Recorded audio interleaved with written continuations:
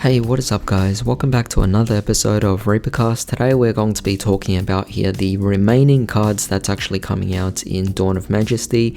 Now this is going to be quite an important video for the fact that depending on what we see in these remaining cards, if they don't actually have anything worthwhile among them, the problem is the set might actually be not as great as we all thought it would, you know. So for me personally, the only thing that's really going for this particular set is the magic keys.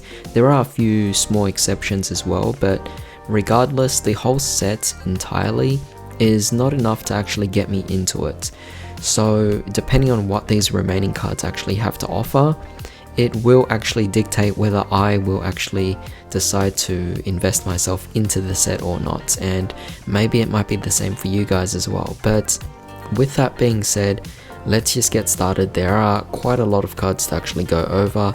So the first card we have here is called Master Model Diploman, a level 5 Dark Machine effect monster, has 2000 attack and defense.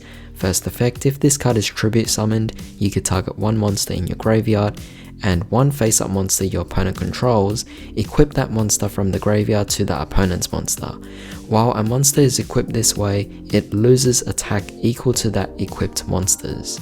Second effect, your opponent's monsters equipped with equip cards cannot activate their effects. Not too bad at all, this card is definitely very nice. Of course it requires you to tribute summon, which is kind of slow, but I guess it depends on what kind of deck you're actually playing here. Because to be able to reduce the attack points as well as prevent them from activating effects, it's definitely quite nice.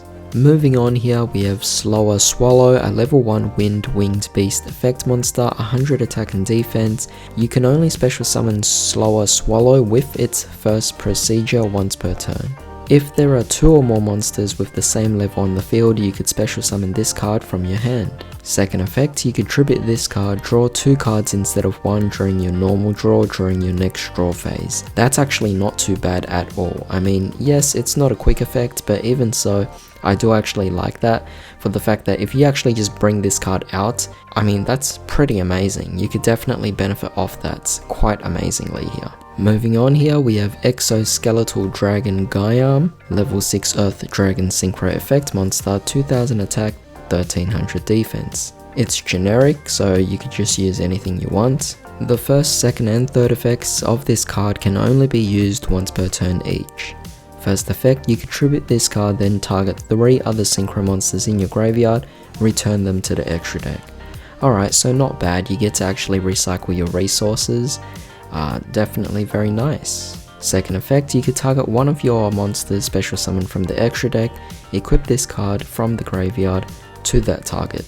Third effect, when a monster equipped with this card declares an attack, you can draw 1 card. It's not particularly the most amazing card out there. I think it has a nice gimmick or a nice spiciness to it that you could actually add into your deck, but I don't see it as an overwhelmingly amazing card that's going to shift the meta. Now moving on here, we have Messenger Spirit of the Fatal Eye, Psycho Pompous, level 2 Earth Zombies Tuner effect monster, 0 attack and defense. First and second effects can only be used once per turn each. So first effect, if this card is special summoned, you could apply this effect based on which of the following your opponent has more of in their graveyard. So if they have more monsters, then you banish this card. If you do, your opponent banishes 1 monster from their graveyard. It's their choice. That's not the most amazing effect, but let's see what the other one is. If it's spells and traps, then you could send this card to the graveyard. If you do, your opponent sends 1 monster they control to the graveyard, their choice. I don't think that's an overwhelmingly amazing effect, so maybe the second effect will be a bit better. Second effect, during the end phase, if this card was banished last turn, you could special summon this banished card. Alright, that's actually not too bad at all. So in this case, it has a way to actually recycle itself every single turn, meaning you could potentially just keep looping this, well, every single turn of course, but it actually has a good potential in what it actually can do. So I don't don't know, I mean, we'll just wait and see if someone can actually make a deck out of this, but other than that, it is a generic zombie monster, so I have no complaints. Next here we have Margin Trade, a normal spell card. You can only activate one card with this card's name per turn. Your opponent can discard one card to negate this effect. Otherwise, both players look at their opponent's deck, and if they do, they choose one card from it. Then they add the card chosen by their opponent to their hand. That's definitely a very interesting card. Obviously it affects both players, but I don't see this card to be overwhelmingly impactful in any kind of way, because obviously your opponent can easily negate this. Now what I do see with this particular card is you could force your opponent to negate one card, or discard one card that is, to negate this, which is not bad because you're getting rid of your own resource, so that kind of isn't really the best thing out there, but it is a good trade-off if you are trying to force or decrease the resources in your opponent's hand, and as long as your deck doesn't require that extra resource, this card might not be a bad option. Moving on here, we have Monster Assort or Assorted Monsters, a normal trap card. You can only activate one card with this card's name per turn. Reveal one normal monster and one effects monster with the same type, attribute and level from your deck, and if you do, your opponent randomly picks one for you to add to your hand. Also, you shuffle the other monster back into the deck.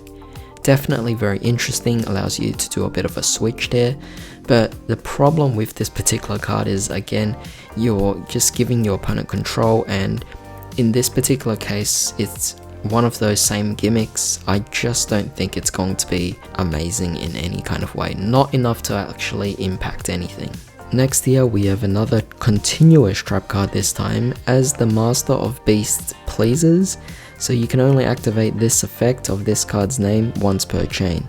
So once per turn at the start of the damage step, if your monster battles an opponent's monster in the same column, you can return all cards in your battling monster's column to the hand.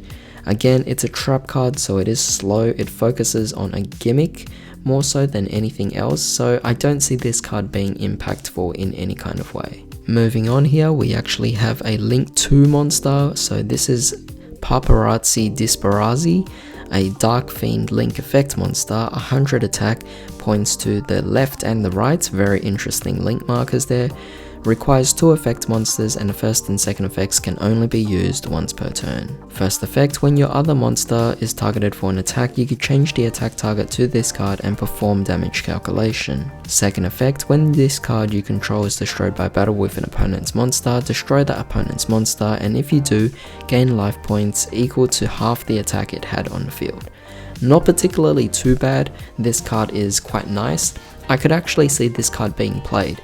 So how am I actually thinking about this? Well, my thought process is this card is a great way to defend your monsters, but keep in mind, let's say you had Ip Masquerena already on the field as well. Together with this particular card, you could just go for a Link Summon during your opponent's turn, which is actually quite nice.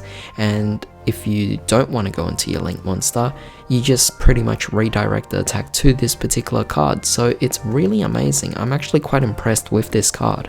Moving on here, we have Stall Turn, a counter trap card that might actually be quite interesting.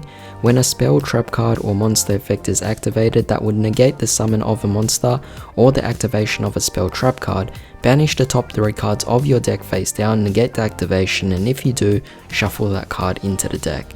I actually kind of like this card, although you are allowing your opponents to actually put their card back into their deck.